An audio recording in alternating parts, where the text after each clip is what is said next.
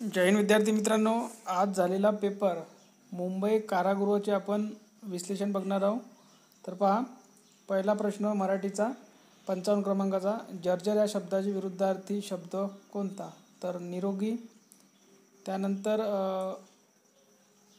56 क्रमांकाचा प्रश्न पहा, तो मुलगा कबड्डी खेळत आहे, हे वाक्य कोणत्या काळातील आहे? तर याचं उत्तर करेक्ट आहे, अपूर्ण वर्तमान काळ. 57 क्रमांकाचा प्रश्न पहा, खालीलपैकी कोणते सर्वनाम लिंगभेदानुसार बदलत नाही? याचं करेक्ट उत्तर आहे ऑप्शन क्रमांक ब म्हणजेच मी. 58 क्रमांकाचा प्रश्न पहा, नक्कल या शब्दाचे अनेक वचन कोणते? तर याचं करेक्ट उत्तर आहे ऑप्शन क्रमांक ब नकला. प्रश्न क्रमांक 59, पेढे देताना संदीप हसला या वाक्यातील देताना हा शब्द खालीलपैकी काय आहे? तर याचं करेक्ट उत्तर आहे क्रिया विशेषण अव्यय. ऑप्शन क्रमांक 1 याचं करेक्ट उत्तर आहे. 60 क्रमांकाचा प्रश्न पहा, मी पुस्तक वाचले असेन हे वाक्य कोणत्या काळातील आहे?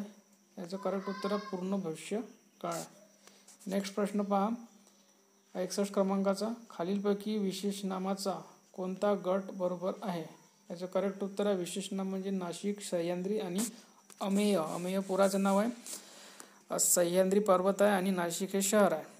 पुढील प्रश्न पहा, 62 क्रमांकाचा प्रश्न क्रमांक 62 पहा, तो या शब्दाची विभक्ती.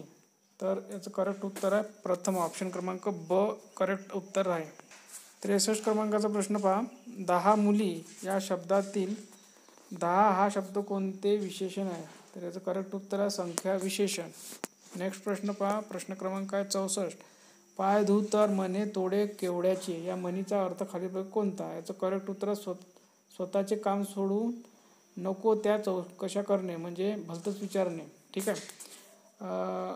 प्रश्न पहा, 65 क्रमांकाचा, क्षणभंगूर गोष्ट या शब्दासाठी खालील अलंकारिक शब्द कोणता विचारला आहे? तर अळवावरचे पाणी. रिपीटेड प्रश्न, एकदम सोपे प्रश्न. तर यानंतरचं विश्लेषण आपण बघूया याच पेपरचं नेक्स्ट व्हिडिओमध्ये, गणित, बुद्धिमत्ता, त्यानंतर जी केचं. तर या व्हिडिओमध्ये इथपर्यंत. धन्यवाद.